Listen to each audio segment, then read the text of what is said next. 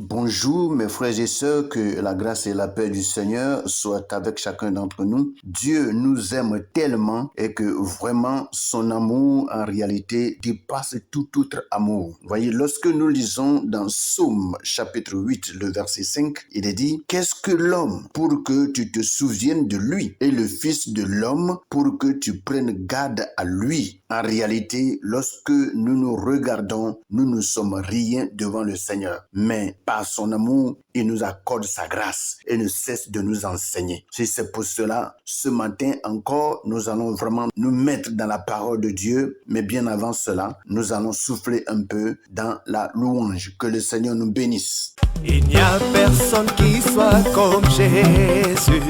Il n'y a personne qui soit comme Jésus. Il n'y a personne qui soit comme Jésus. Il n'y a vraiment personne comme lui. Il n'y a personne. Il n'y a personne qui soit comme Jésus. Dans les cieux, sur la terre. Il n'y a personne qui soit comme Jésus. Alléluia. Il n'y a personne qui soit comme Jésus. Il n'y a vraiment personne comme Oh oui, il n'y a personne. Il n'y a personne qui soit comme Jésus. Dans les cieux, sur la terre. Il n'y a personne qui soit comme Jésus. Alléluia. Il n'y a personne qui soit comme Jésus. Il n'y a vraiment personne. Oh oui, je l'entends marcher. Marcher, Personne, personne. J'ai tourné en rond. Personne. Alléluia. Voilà, après que nous ayons écouté la louange qui a rafraîchi l'esprit de tout un chacun, je bénis le Seigneur qui chaque fois porte ses regards sur nous et qui ne cesse de nous donner la vie, nous donner la santé nécessaire pour que nous puissions chaque jour être au-devant de lui pour écouter sa parole, l'adorer, le célébrer et l'exalter. Parce que nous vivons pour l'adorer, nous vivons pour lui être reconnaissant et le célébrer toute notre vie. Sans trop tarder, je vais inviter chacun à prendre sa Bible dans le livre de Ésaïe, chapitre 1, et nous allons lire du verset 25 au verset 27. Et ma première lecture se trouve dans la version Louis II. Il est écrit: « Je porterai ma main sur toi, je fondrai tes scories comme avec de la potasse, et j'enlèverai toutes tes parcelles de plomb. Je rétablirai tes juges tels qu'ils étaient autrefois et tes conseillers tels qu'ils étaient au commencement. Après cela, on t'appellera ville de justice, cité fidèle. Sion sera sauvé par la droiture et ceux qui s'y convertiront seront sauvés par la justice. » Voici ce que Louis II nous dit, et nous allons passer rapidement à la version français courant où nous allons lire le même passage à partir du verset 25 au verset 27. Et il est écrit: « Jérusalem, tu vas avoir affaire à moi. Je vais te purifier au feu, fondre tes scories comme avec de la soude et supprimer tous les déchets. Je rendrai tes juges comme ceux d'autrefois et tes conseillers comme ceux de l'ancien temps. Alors, on pourra te nommer ville de la justice et cité fidèle. La délivrance viendra pour Sion quand elle respectera le droit et pour ses habitants repentis quand ils pratiqueront la loyauté. » Voici ce que le français courant ajoute à la version Louis II. Et sans trop tarder, nous allons profiter de ces deux versions pour commencer notre méditation. Alléluia. Aujourd'hui, la méditation se fera directement. Notre thème de ce matin s'intitule « La main de Dieu qui purifie et rétablit ». Après que nous ayons fini de lire le texte du jour, voici ce que le Seigneur va nous dire ce matin. Alléluia. Dans ce passage, Dieu révèle son intention intention de purifier son peuple. Il promet, je porterai ma main sur toi, je fondrai tes scories comme avec de la potasse. Cette image du feu purificateur rappelle ce que Malachie a dit dans son livre. Malachie chapitre 3, le verset 2 au verset 3. Et je cite, « Il sera comme le feu du fondeur, comme la potasse des blanchisseurs. Il purifiera les fils de Lévi, il les épurera comme on épure l'or et l'argent. » Dieu ne se contente pas de constater nos fautes. Il agit pour nous transformer. Autant tout ce qui termine notre relation avec lui. Quand je dis tout ce qui termine, ça dit tout ce qui détruit ou tout ce qui bouleverse ou empêche notre relation avec lui. La purification de Dieu n'est pas une punition, mais un acte d'amour. Alléluia. Comme le psalmiste le demande dans Psaume 51, le verset 12, je cite, « Ô Dieu, crée en moi un cœur pur,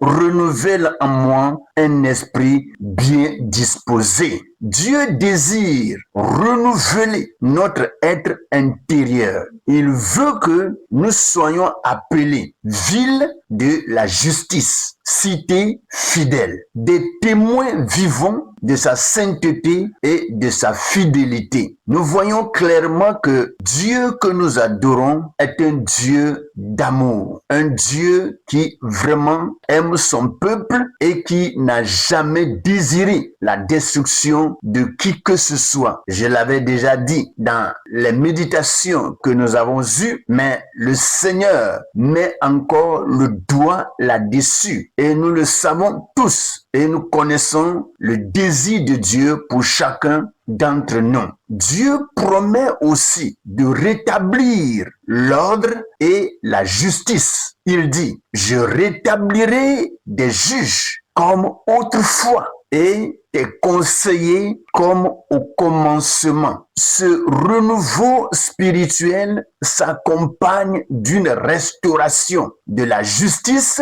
dans la communauté. Alléluia. Tite, chapitre 2, le verset 14, nous rappelle que Jésus s'est donné lui-même pour nous afin de nous racheter de toute iniquité et de se faire un peuple pur, zélé pour les bonnes œuvres. Gloire à Jésus. La justice de Dieu n'est pas seulement individuelle, elle transforme aussi nos relations et notre société. Vous voyez, Dieu, lorsqu'il veut transformer, porte ses regards sur tous les aspects de notre vie. Il ne change pas un côté et laisser un autre côté. Dieu, quand il veut changer quelque chose dans notre vie, il le fait d'une manière entière. Alléluia. Que son nom soit glorifié. Je répète, la justice de Dieu n'est pas seulement individuelle, elle transforme aussi nos relations et notre société. Enfin,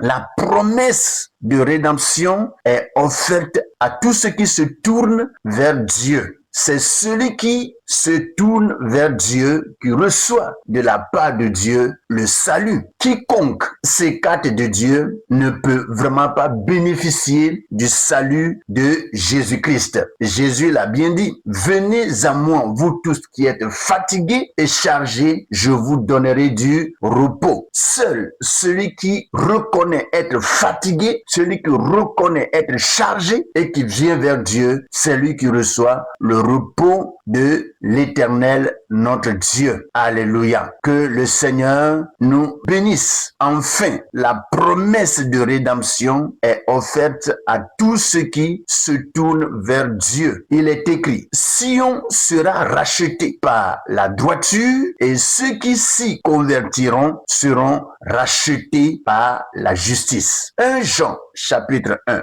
le verset 9.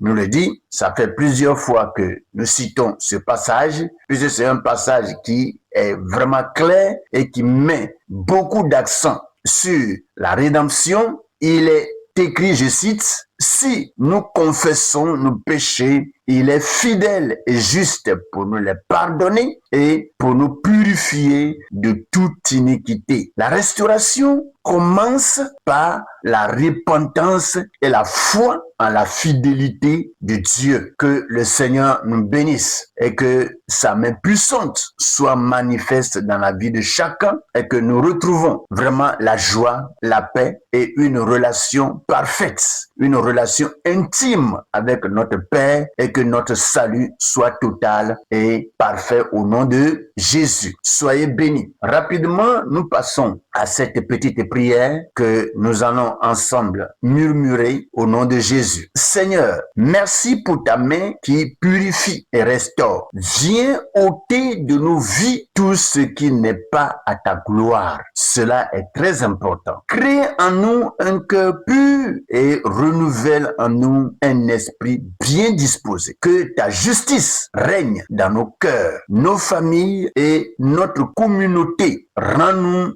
dignes d'être appelés ville de la justice et cité fidèle. Nous nous confions à ta grâce et à ta puissance de transformation au nom puissant de Jésus-Christ et nous disons tous Amen. Que le Seigneur nous bénisse. Voici, nous venons de terminer la méditation et je vais demander à chacun de continuer à porter les regards sur le passage qui a été donné et Dieu, dans toute sa grâce, va continuer à nous enseigner, à nous instruire pour nous montrer encore des voies plus sûres à emprunter pour obtenir le salut. Soyez bénis, que la grâce, la paix du Seigneur repose sur tout un chacun et passez une bonne et agréable journée avec le Saint des Saints Jésus-Christ de Nazareth. Amen.